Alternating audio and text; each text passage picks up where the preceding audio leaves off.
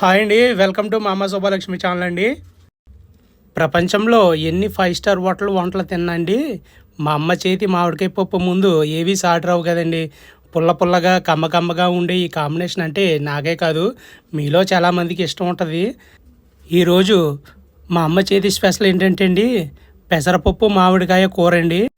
మా అమ్మ చాలా టేస్టీగా వండుతుందండి. అస్సలు స్కిప్ చేయకుండా చివరి వరకు చూడండి. ఇంకా వంటలోకి వెళ్ళిపోదామండి. నా పేరు సుబ్బలక్ష్మి అండి. ఈ రోజున పెసరపప్పు మామిడికాయ వండుతున్నానండి. ఓ బుల్లి గలాసులు తీసుకున్నానండి పప్పు అండి. పప్పులో కావాల్సినవి అండి, ఒక 5 పచ్చిమిరకాయలు అండి, ఒక ఉల్లిపాయ అండి. పప్పు సరిపడగానండి. మామిడికాయ పెద్దదైతే అండి వేసుకోవాలి. పప్పు చిన్నకాయ అండి, ఆ పప్పు సరిపడగా వేస్తున్నానండి. చిన్నకాయ అండి. ఇప్పుడు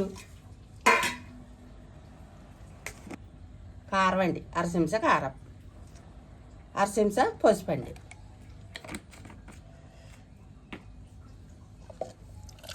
పప్పు ఉడికాక అండి వేసుకోవాలండి ఉప్పు, సాల్ట్ అండి.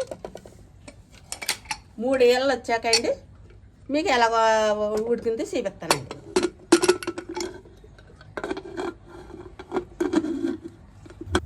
పొయ్యి వెలిగించుకోవాలండి. కుక్కర్ పెడుతున్నానండి. 3 ఏళ్ళు వచ్చేదాకా పప్పు పొయ్యి మీద వండిచ్చి ఎలా ఉడికిందో మీకు చూపిస్తాను. మూత తీసి చూద్దామండి. చూసారండి ఆడిగొట్టకుండా ఎలా ఉడికిందో. మామిడికాయ ముక్క లేకుండా మెత్తగా అయిపోయిందండి. ఇప్పుడండి ఉప్పు వేసుకోవాలి సరిపడగా.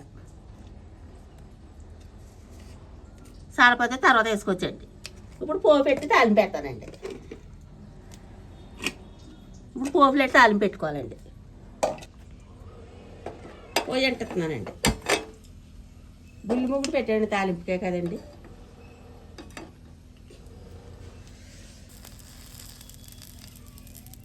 పప్పులో సరిపడగా వేస్తున్నానండి నూనె.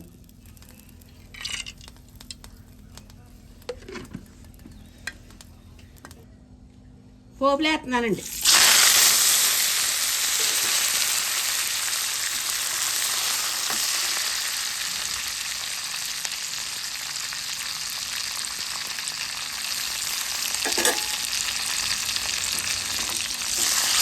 బాగా వేసుకోవాలండి.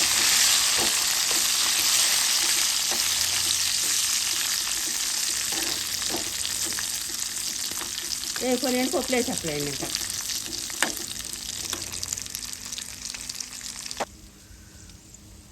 పోపులో పప్పు వేస్తున్నానండి. పప్పు మామిడికాయ అండి, ఎంత టేస్టీగా వండుతాడు పెసరపప్పు మామిడికాయ. పప్పే కదా అనుకుంటారండి, పప్పులో చాలా రకాలు ఉంటాయండి. మనిషి వాళ్ళు ఆగుంటారండి. నేను వండినట్టు ట్రై చేయండి. నా పప్పు నచ్చితే లైక్ కొట్టండి.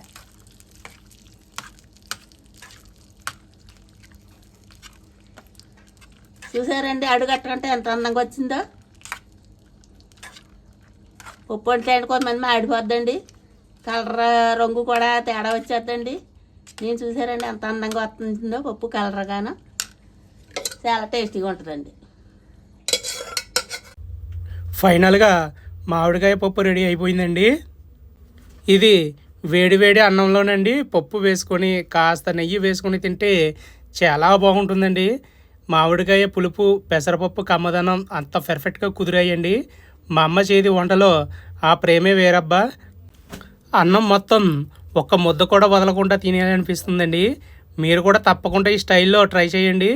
లంచ్లోకి చాలా అద్భుతంగా ఉంటుంది. తిన్నాక ఎలా కుదిరిందో కింద కామెంట్ సెక్షన్లో చెప్పండి. మరి మా అమ్మ చేసిన ఈ కమ్మని వంట మీకు నచ్చితే అమ్మ కోసం వెంటనే ఒక లైక్ కొట్టండి. మీ ఫ్రెండ్స్కి కూడా షేర్ చేయండి. మళ్ళీ ఇంకో మంచి వంటకంతో మీ ముందుకు వస్తామండి. అంతవరకు సెలవు. థ్యాంక్ యూ ఫర్ వాచింగ్ అండి.